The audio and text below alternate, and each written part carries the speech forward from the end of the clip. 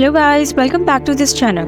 If you can't watch my previous parts of the series, then I'm giving the link in the description box.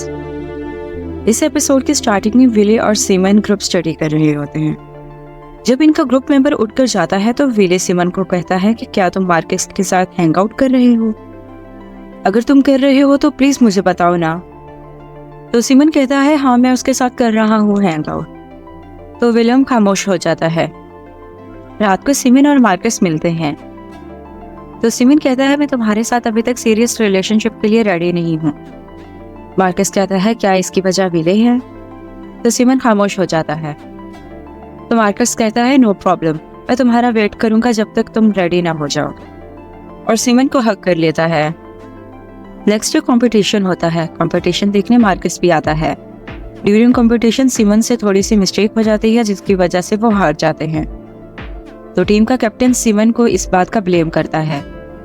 तो semen सब team members के सामने कहता है कि मैं ये टीम छोड़कर जा रहा हूँ, और जब बाहर आता है तो मार्कस उसे किस करता है। किस करते हुए विले भी देख लेता है और उसे बहुत ज्यादा जेलस होती है। कुछ डेज गुजर जाते हैं और विले कंटिन्यूअसली सीमन के बारे में ही सोचता रहता है, उसी के पिक्चर्स देखता रहता है। अगस्त क्वीन से मिलने जाता है। क्वीन उसे बताती है कि विले क्राउन प्रिंस बनने के लिए रेडी नहीं है। फर्स्ट ऑफ ऑल तो मैं अपनी बेटे को ही प्रायोरिटी दूंगी, बट इनकेस अगर उसने कोई प्रॉब्लम क्रिएट कर दी और वो क्राउन प्रिंस ना बनना चाहे, देन हमारा बैकअप प्लान ये है कि हम तुम्हें क्राउन प्रिंस बना दें। इसलिए हम तुम्हें एक स्पीच भी सेंड कर देंगे और उसे तुम याद कर लेना। अगस्त कहता है माय मैजेस्टी, मैं फुल कोशिश करूंगा कि मैं आपको डिसअपॉइंट मत करूं। रात के वक्त फिलिस और विले रूम में बैठे मूवी देख रहे हैं। विले फिलिस को बताता है कि सीमन मार्कस के साथ हैंग आउट कर रहा है और मुझे अच्छा नहीं लग रहा। फिलिस कहती है टाइम टू टाइम सब कुछ ठीक हो जाएगा। तो विले कहता है कि तुम मुझे होल्ड कर। तो फिलिस उसे होल्ड कर लेती है। देन विले फिलिस को किस करने लग जाता है। ड्यूरिंग किस इनका एक क्लासमेट रूम में आ जाता है और वो फिलिस और विले को किस करते हुए देख लेती है। Next year during lunch according to tradition सब विले को कहते हैं विले ऑन द टेबल, विले ऑन द टेबल। तो विले को बहुत ज्यादा गुस्सा आ जाता है और विले कहता है कि तुम सब लोग एक दूसरे की प्राइवेसी को क्यों डिस्टर्ब करते हो। तो विले से पूछा जाता है क्या तुम्हारे रूम में कल फिलिस नहीं थी? क्या तुम दोनों हैंग आउट नहीं कर रहे थे? जब ये बात सीमन सुनता है तो सीमन को गुस्सा आ जाता है और वो उठकर बाहर चला जाता है। तो विले को नॉर्मल करते हुए कहते हैं कि विले इट्स ओके, ये होता रहता है। तो विले कहता है मेरे साथ फिलिस थी और हम जस्ट मूवी देख रहे थे। तो सब हंसने लग जाते हैं और विले को उठा लेते हैं। सीमन को विले पर गुस्सा होता है तो वो ड्यूरिंग गेम विले को बहुत जोर से बॉल मारता है। और जब चेंजिंग रूम में आते हैं तो सीमन कहता है कि विले अच्छा लगा सुनकर कि तुम फिलिस के साथ हैंग आउट कर रही हो। विले कहता है सीमन मुझे पता ही है तुम्हें अच्छा नहीं लगा, बट मैं तुम्हारी तरह डबल स्टैंडर्ड नहीं हूँ।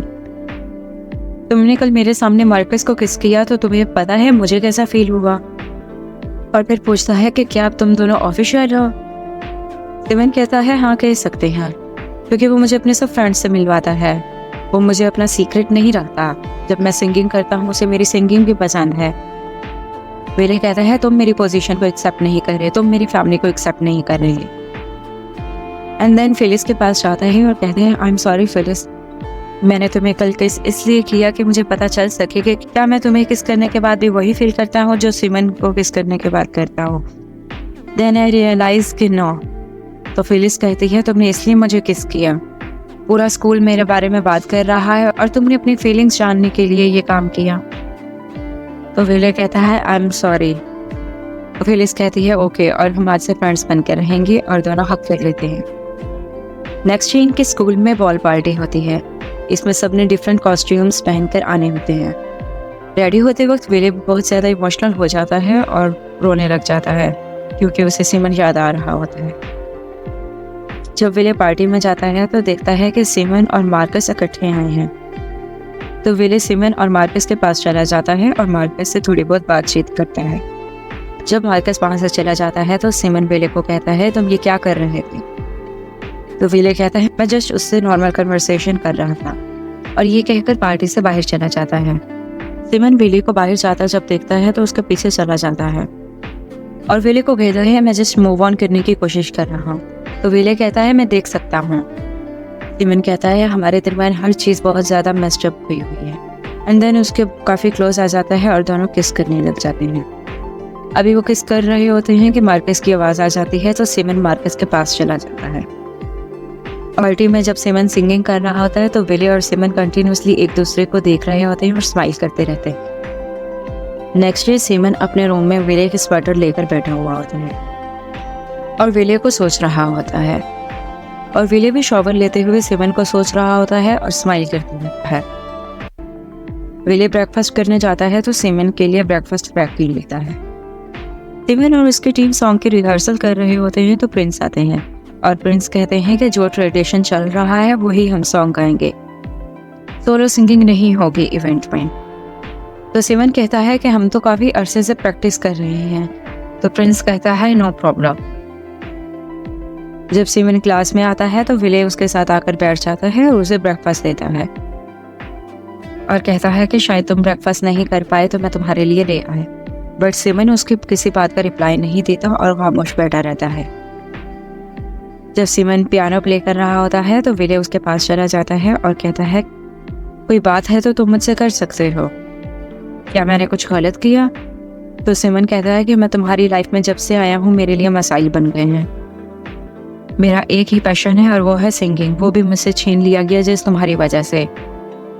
विले कहता है क्या मतलब, मैं बात समझा नहीं। तो सिमन कहता है मुझे सोलो सिंगिंग नहीं करने दी जा रही जस्ट बिकॉज ऑफ यू, क्योंकि रॉयल फैमिली नहीं चाहती कि मैं सामने आऊं। मेरी एक गलती की सज़ा मुझे इतनी बड़ी क्यों दी जा रही है? और कहता है yesterday was just a mistake, और ये कहकर जाने लगता है तो विले जल्दी से दरवाज़ा बंद कर लेता है और कहता है कि यह सब कुछ मैं सब अगस्त की वजह से हुआ, अगस्त ने ही वीडियो लीक की थी। तो सिमन कहता है कि तुमने मुझे ये बात पहले क्यों नहीं बताई? तो विले कहता है क्योंकि मैं तुम्हें प्रोटेक्ट करना चाहता था। अगर अगस्त का नाम आ भी जाता तो उसके साथ पूरी रॉयल फैमिली खड़ी थी। तो सिमन कहता है इतने ज़्यादा सीक्रेट्स तुम अपने पास रख के और मुझे कह रहे हो कि तुम प्रोटेक्ट कर रहे थे मुझे, और ये कहकर वहाँ से चला जाता है। क्वीन की कॉल विले के पास आती है और क्वीन बताती है कि अगर तुम क्राउन प्रिंस ना बने तो हमारे पास बैकअप प्लान अगस्त है, अगस्त क्राउन प्रिंस बन जाएगा। तो अब ये तुम्हें खुद डिसाइड करना है कि तुम बनना चाहोगे या अगस्त को तुम मुकल दो। रात के वक्त विले सिमन का गाड़ी में बैठकर वेट कर रहा होता है। सिमन अपने फ्रेंड्स के साथ जब जा रहा होता है तो विले सिमन के पास जाता है और उसे बताता है कि मेरा बैकअप प्लान अगस्त है। अगर मैंने क्राउन प्रिंस बनने से इनकार कर दिया तो अगस्त को क्राउन प्रिंस बना दिया जाएगा, और अगर तुमने पुलिस में रिपोर्ट कर दी तो मैं अपनी पूरी फैमिली को लेट डाउन कर दूंगा। मैं तुम्हें ये नहीं कह रहा कि तुम पुलिस में रिपोर्ट ना करो, it's all up to you कि तुम्हें जो बेटर लगता है तुम करो। और ये कहकर वहाँ से चला जाता है।